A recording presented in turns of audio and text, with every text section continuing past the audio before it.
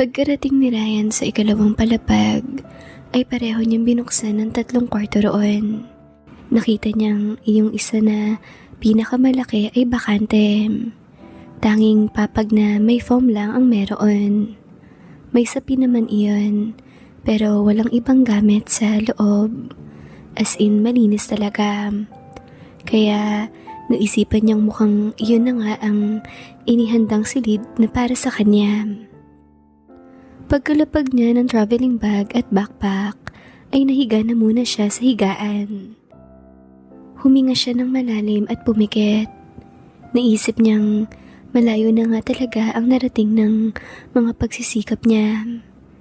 Dati magkakasama lang sila ng mga kapatid niya sa isang silid, na tanging banig ang sapin at kawayan naman ang sahig ng silid.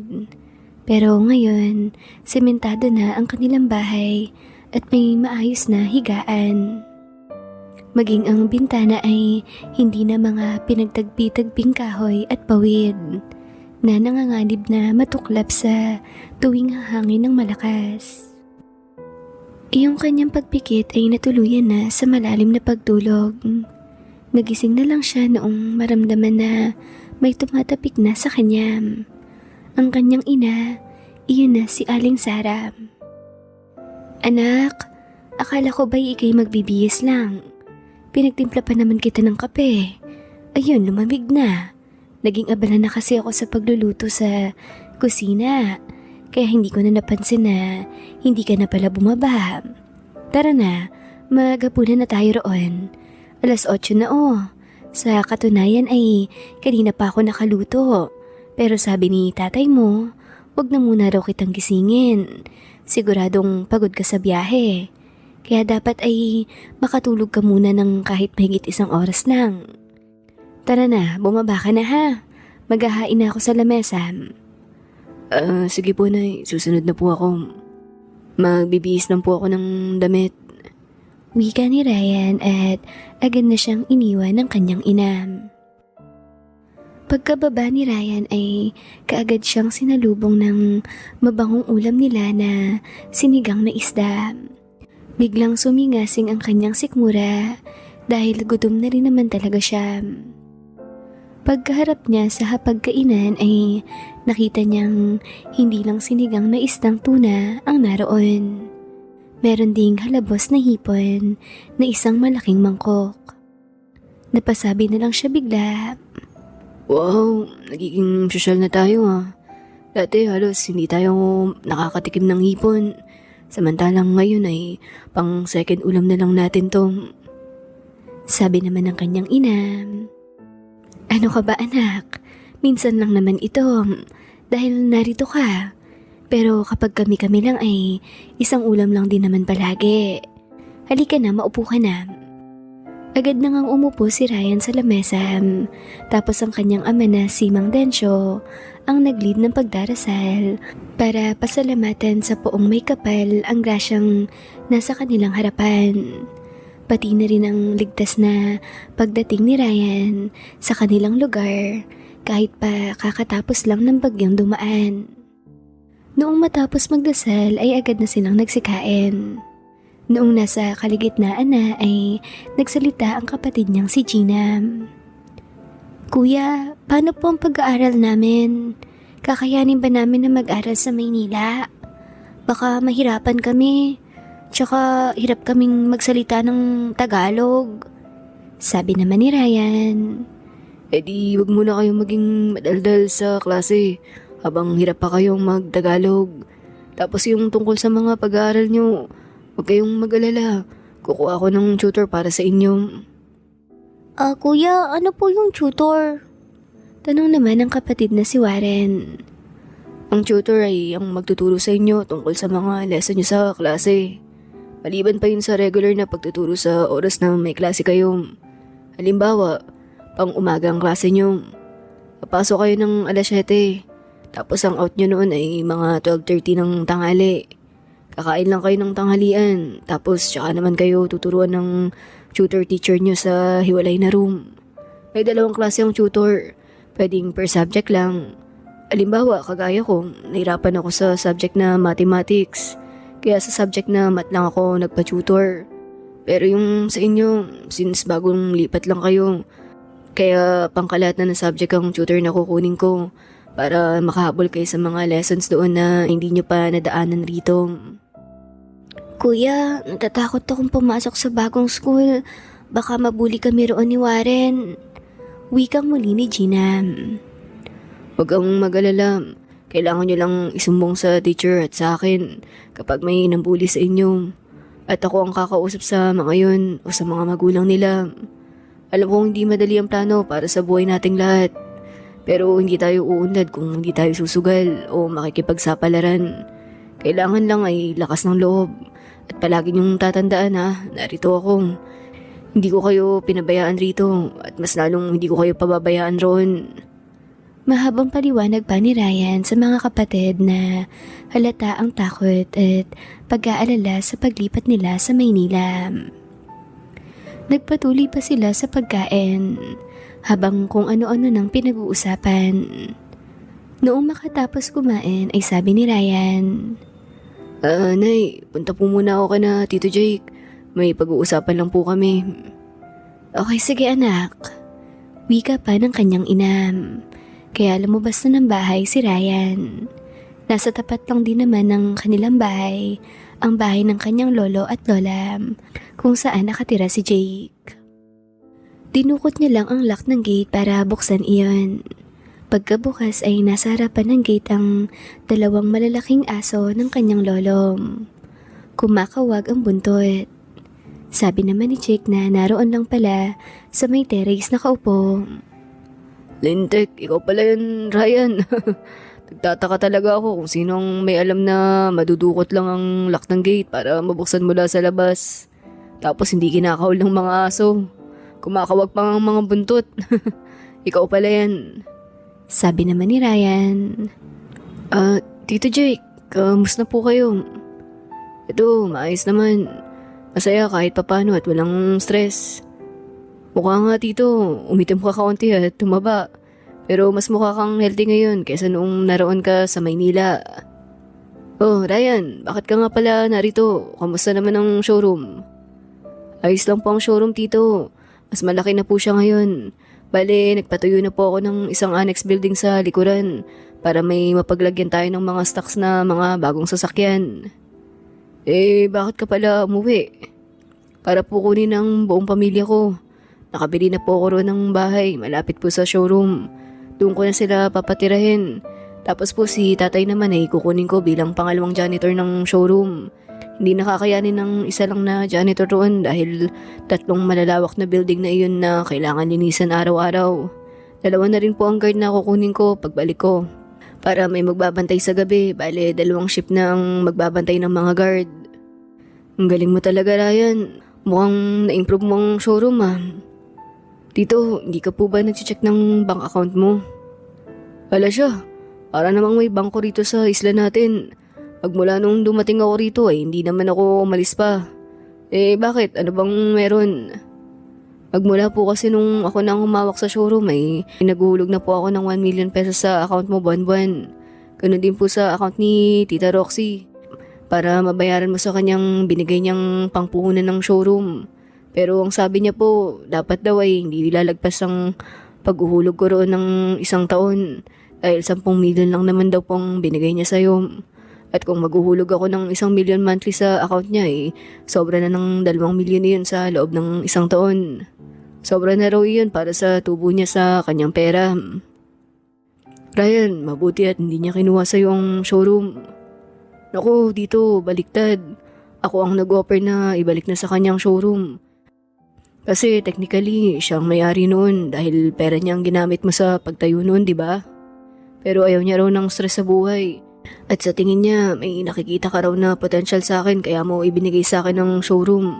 At nakikita niya rin daw yun. Kaya mas mabuti na raw yung nasa akin ng showroom kaysa kunin niya. Masaya na raw siya sa buhay niya ngayon kahit wala ka.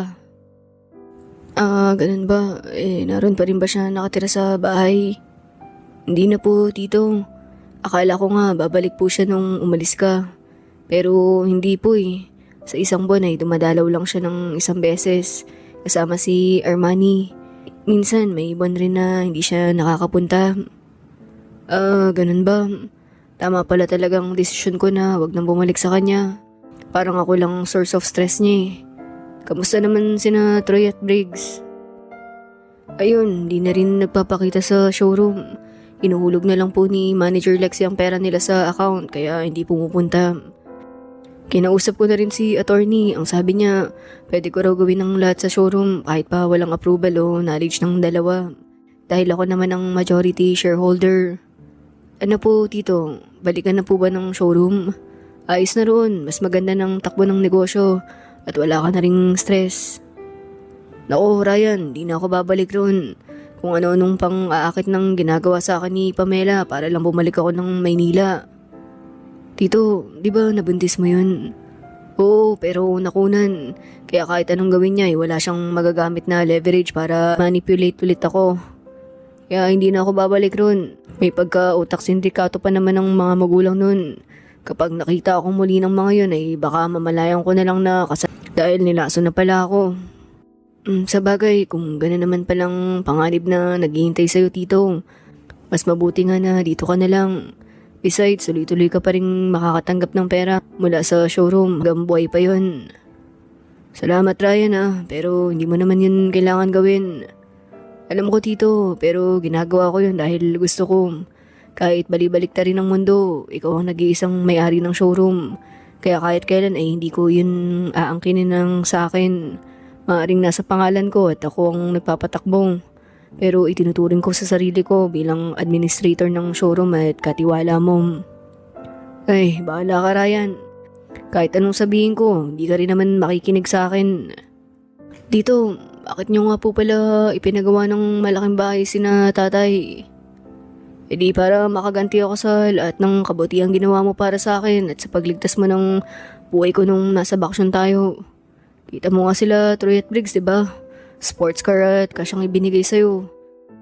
Kaya yung pagpapagawa rin ng bahay niyong magsisilbi kong pagbabayad ng utang na loob. Ilang saglit pa ng pag-uusap nila Ryan ay lumapit na rin ang lolo at lola ni Ryan. Kaya lumapit siya sa mga iyon at yumakap. Makalipas ang mahigit 1 oras ng mahabang kwentuhan ay nagpaalam na si Ryan na uuwi na sa bahay nila. Madilim kasi ang kalangitan at mukhang babagsak ng malakas ang ulan. Pagkarating ni Ryan sa bahay nila, sabi ng kanyang ina, "Mabuti anak at umuwi ka na. Susunduin sana kita at ipagdadala ng payong. Baka kasi umulan na pagka-uwi mo. Tuwing gabi kasi rito ay malakas ang ulan. Lalo noong nakalipas na 3 araw dahil nga sa bagyo. Kaya siguradong uulan pa rin ng malakas mamaya." Okay po, Nay. Sige po, akyat na po muna ako sa kwarto. Babawi lang po ako ng tulog. Okay, sige anak, good night. Wika pa ni Aling Sara tapos umakyat na nga si Ryan. Kinabukasan, pasado 8:00 na noong magising si Ryan dahil napasarap ang tulog niya. Gawa ng malamig na klima sa buong magdamag. Pagkababa niya ay naabutan niyang naroon na sa sala ang kanyang nanay Sara na sa tingin niya ay hindi nalalayo sa edad ng kanyang ina. At may kasama iyon 2 dalaga na magkamukhang magkamuka at maganda. Sabi ni Aling Sara, "Anak, mabuti at nagising ka na. Ito nga pala si Elvira, kaibigan ko. Bagong lipat lang sila rito sa lugar natin. Tapos ako ang una nilang naging kalapit, kaya madalas silang narito. Ito naman ang 2 anak niya na kambal, sina Clea at Clarice." Ay po, Kuya Ryan. Halos magkasabay na wika pa ng 2 dilag. Sabi naman ni Ryan, Oh, ay din sa inyo. Sige, sa kusina na muna ako. Wika ni Ryan at nagtuloy na sa kusina. Dahil wala pa siya sa wisyo para makipag-usap sa ibang tao. Ni hindi pa nga siya nakakapagsipilyo o mumugman lang. At wala ring hilamos. Pagkarating niya sa kusina ay naabutan niyang naroon ang kapatid niyang si Gina, nagtitimpla ng kape. Sabi naman ni Ryan, Oh, teka, sinong mga yan? Ha? Bakit mo pa tinatanong kuya narinig kong pinakilala ka na ni nanay sa kanila. Oo nga, ang point ko, sino sila? Bakit sila close sa atin? I mean, sa inyo. Ganito kasi yan kuya. Yang ginang ay asawa ni Mang Ramil. Yung nag-aayos ng makina doon sa may dulo. Tapos may nagrekomenda sa kanya ng trabaho sa Maynila. Kaya lumuwas siya ng Maynila at doon nagtrabaho.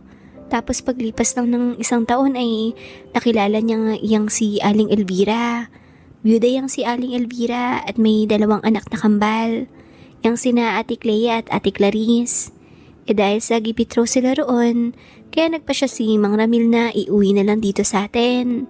Tapos noong magkausap sina nanay, ay nagkasundo sila agad. Tapos nalaman ni nanay na magaling magluto ng ulam yang si Aling Elvira. Kaya pinautang niya ng pangpuhunan. Kaya may kainan yan sa dulo ang mag-iina. Bakit sila narito? Para maghulog ng bayad nila. Linggo-linggo sila naghahatid ng bayad na hulog.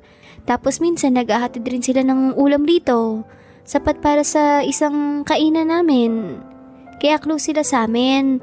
At alam mo ba kuya, crush ka ng kambal. Sabi naman ni Ryan. Ikaw no, kabata-bata mo pa kung ano-ano nang nalalaman mo. Alam mo na yung kape ron bago pa magsialis ang mga yun. Tsaka mo ako ipagtimpla ng kape. Ang dadlal ko ba kuya? Mabuti, pinaalala mo. Nakalimutan ko nang ihatid ng kape Wika ng kapatid at agad nang tumuloy sa salam. Si Ryan naman ay nagtuloy na muna sa CR para magbawas ng tubig sa katawan at makapagsapilyo at hilamos na rin. Pagkalabas siya ng banyo ay nagulat siya dahil naroon na sa lamesa sa kusina ang isa sa kambal. Hi ulit Kuya Ryan. Sino ka nga? Tanong ni Ryan. Clarice po. Wag mo na akong ipo, parang hindi naman nalalayo ang edad natin. Ilang taon ka na ba kuya? 21. Di mas matanda ka nga sa amin. 19 pa lang kami Okay. Bahala ka kung anong gusto nyong mitawag sa akin. Bakit nga pala narito kayo? Kuya, punta ka naman sa amin mamayang hapon o gabi. Doon ka na maghapunan. Hihintayin ka namin. Bakit naman? Wala lang. Siguro gusto ka namin makilala. Narinig na namin ang mga kwento tungkol sa'yo. Kung gaano ka kasipag at ang mga sakripisyo mo para sa pamilya nyo. Naku, hindi ako pwede mamaya eh. Baka kasi lasing na ako mamayang gabi pag uuwi. May nag-imbita sa akin na malapit na kaibigan sa tabing dagat. May inuman kami at siguradong gabi na ang uwi ko. Di bukas na lang kuya o makalawa ka pumunta. Hihintayin ka namin Okay sige, susubukan ko Pero hindi ako mangangako kung kailan. Oo kuya, maghihintay lang kami. Sige pala, babalik na ako sa sala Wika pa ng dalaga tapos iniwan na si Ryan. Pagkabalik ng kapatid ni Ryan na si Gina ay sabi noon, ano kuya, ini-invite ka na sa kanila? Oo, bakit mo nalaman? Ako kasi ang inutusan na magsabi sa'yo. Sabi ko naman na mas mabuti kung sila mismo ang magsabi sa'yo. Para alam mong hindi ko gawa-gawa lang sinabi ko. Ikaw pa naman kuya, madalas mo akong pagbintangan na hindi nagsasabi ng totoo. Puro naman kasi kalokohan ng nasa utak mo. Sige na, yung kape ko. Wika ni Ryan tapos malawak naman ang ngiti ng kapatid at ipinagtimpla si Ryan. Kuya, gusto mo nang mag-almusal? May kanin na bagong sinaing. Napainit na rin ang sabaw ng tuna. May prito rin. Sabi naman ni Ryan. Sige, pahingi na rin pala ako ng pagkain. Gusto ko yung prito at sabaw. Okay, sige kuya. Ilang saglit pa ay narinig na ni Ryan na nagpaalam na ang mag-iina na aalis na. Sabi naman ni Aling Sara, Sige Elvira.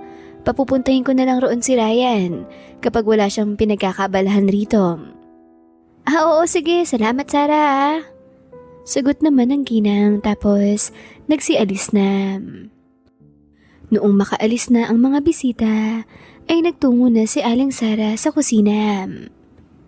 Mabuti anak at nag-almusal ka na. Opo ma, na-excite po akong kumain ng pritong tuni. Anak, anong masasabi mo sa kambal? Ano pong ibig niyong sabihin ay...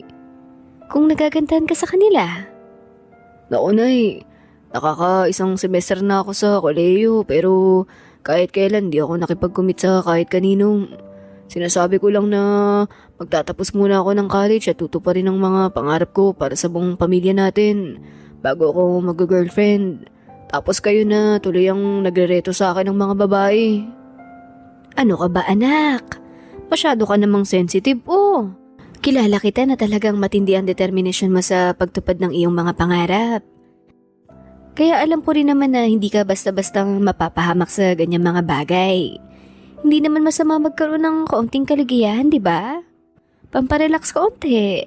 Lalo at narito ka ngayon sa atin, nakabakasyon. Mga simpleng dates o pakikipagkaibigan lamang yon. Para naman maging meaningful ang ilang araw na pamamalagi mo rito sa atin. Kailan nga pala tayo pupunta ng Maynila, anak? Sa Lunes muna isang linggo lang po ako rito dahil marami pa po tayong aasikasuhin pagkabalik ng Maynila. Ipapaenroll po ang mga kapatid ko tapos magdadala kay tatay sa pagtatrabahuan niya. Okay, sige anak. Pero anak ha, gusto kong dalawin mo rin ang mga anak ni Elvira kahit isang beses lang. Tapos makikain ka lang roon. Pagbigyan mo lang ang imbitasyon nila. Wala namang masama roon. Okay po nay. Pero hindi po ako pwede mamaya. Inimbitahan ako nila Mang Tunying ng inuman. Mamamana raw sila ng isda na mga paborito ko para may pulutan. Okay, sige anak. Pwede naman bukas kung hindi ka pwede mamaya. Okay po nay. Sagot naman ni Ryan at nagpatuloy na sa kanyang pag-aalmusal. Matapos makapag-almusal ay tumambay pa siya ng ilang oras sa sala. Habang naroon ang mga kapatid niya, ipinapakita ang mga pasalubong na dala niya na sinuot nila.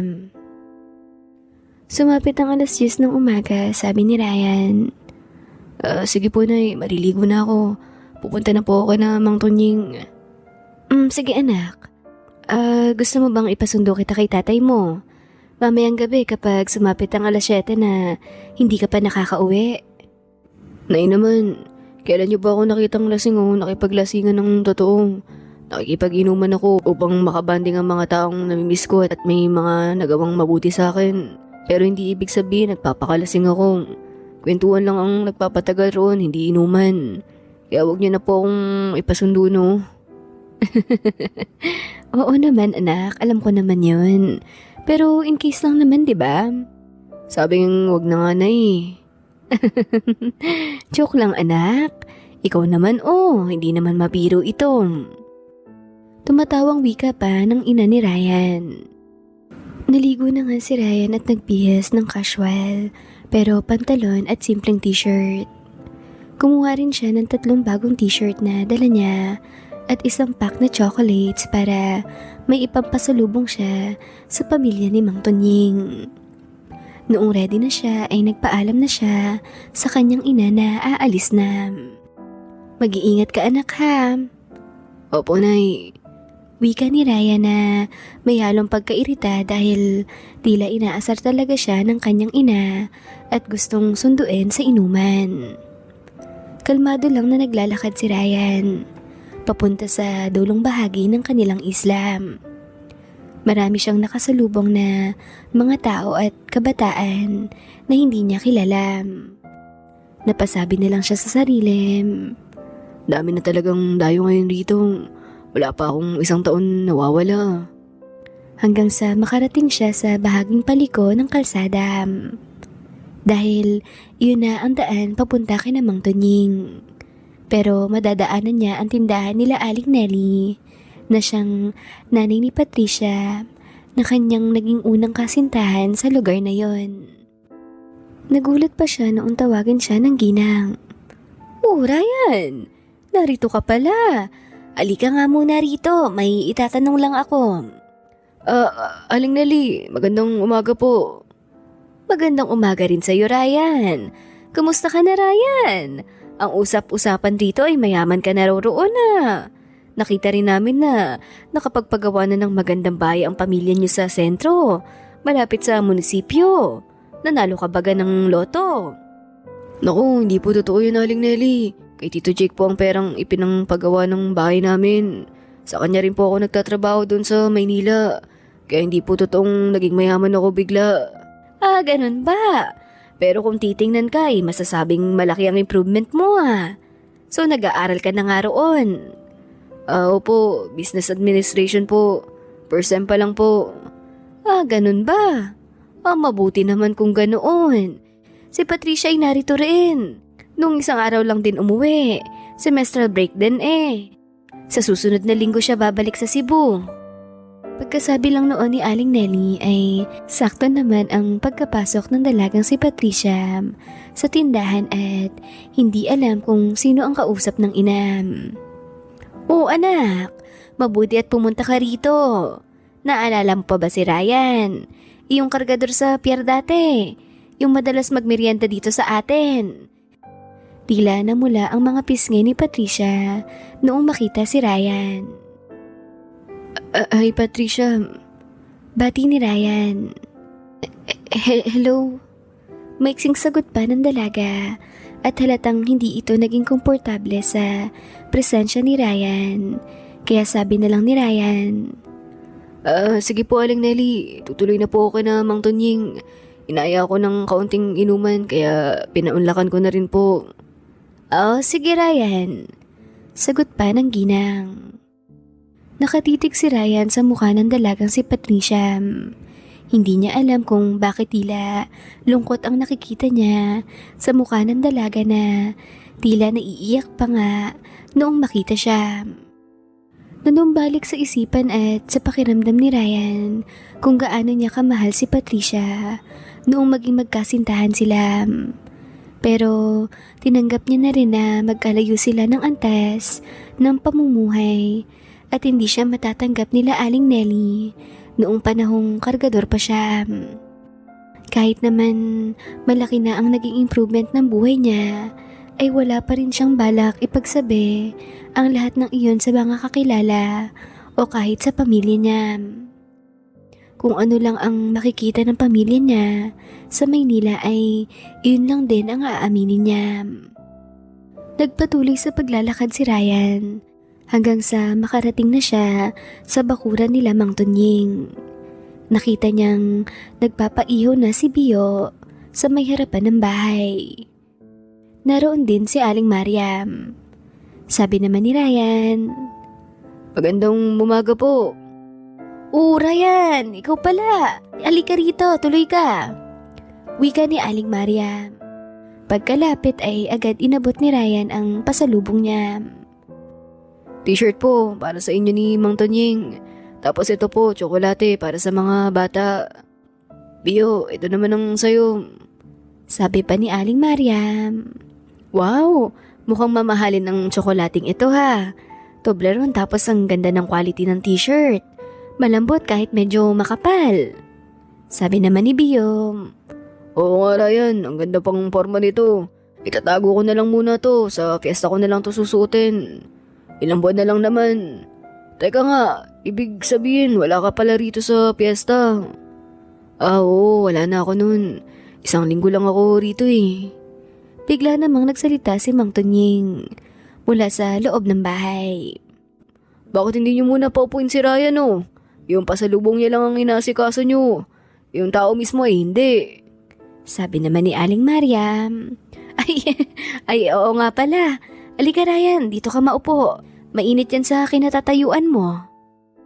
Wika noon sabay lapag ng kahoy na upuan sa may lilim ng puno. T-shirt pasalubong sa'yo ni Ryan. Wika ni Aling Mariam. Sabay abot kay Mang Tonying. Kulay itim, bagay ito sa akin. Oo, tama ka dyan, Tunying. Dahil kung saan-saan ka lang sumasandal, hindi ka pwede sa kulay puti. Kaya sa akin ang puti at sa'yo naman ang itim. Salamat Tito Ryan ha. Sobra-sobra ka talagang magmahal sa amin. May bigay ka na kahapon, meron pa ngayon. Sabi naman ni Ryan. Naku, nakalimutan ko palang bumili ng alak. Ayos lang ba kung kayo na lang ang bumili? Sabi naman ni Aling Mariam. Oo, akin na at ako nang bibili ka na, Nelly. Siya nga pala, Ryan. Nakita na ba kayo ni Patricia? Opo, ngayon lang din po. Pagkadaan ko po sa tindahan, tinawag po kasi ako ni Aling Nelly at kinamusta. Tamang-tamang naroon po si Patricia. Anong sabi ni Patricia? Wala po. Hindi po yun magsasalita dahil naroon po ang nanay niya. Sige. Tamang-tama, ako ang bibili. Aayain kong pumunta rito para naman ay makapag-usap kayo. Parang hindi kayo nakapag-usap ng maayos bago ka umalis noon. Kasi nung umalis ka halos tuwing hapon ay narito. Uupo lang sa may puno, tapos titingin sa dagat. Tapos makikita kong umiiyak na. Kapag tinatanong ko naman kung anong problema wala raw. Gusto lang makitambay rito. Kaya sa tingin ko ikaw ang dahilan ng pag-iyak niya palagi rito.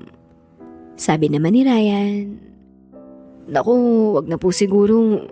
Naka-move on na po ang tao. Tapos kapag nakapag-usap po kami mabubuhay na naman ng sakit sa puso niya. Ano ka ba? Babae ako, Ryan. Alam ko ang nararamdaman ng isang babae kapag nakitang muli ang taong mahal niya. Kaya ako lang bahala. Tumango-tango na lang si Ryan. Ayun, my loves. Magkikita at kakausap na naman muli si Ryan at Patricia. Ano kaya ang kanilang mapag-uusapan? Magkakaroon kaya ng second chapter ang kanilang pagmamahalan? May cellphone na si Ryan. Kaya kung ipagpapatuloy nila ang kanilang pagmamahalan, ay pwede na silang magkaroon ng regular na communication. Abangan ng karugtong nito, my loves ha? My loves, siguradong hindi ka pa nakasubscribe sa channel na to dahil bago lang to. Mag-subscribe ka na agad ha? Para wala kang malampasan sa mga upload ko rito. Salamat, my loves. Take care.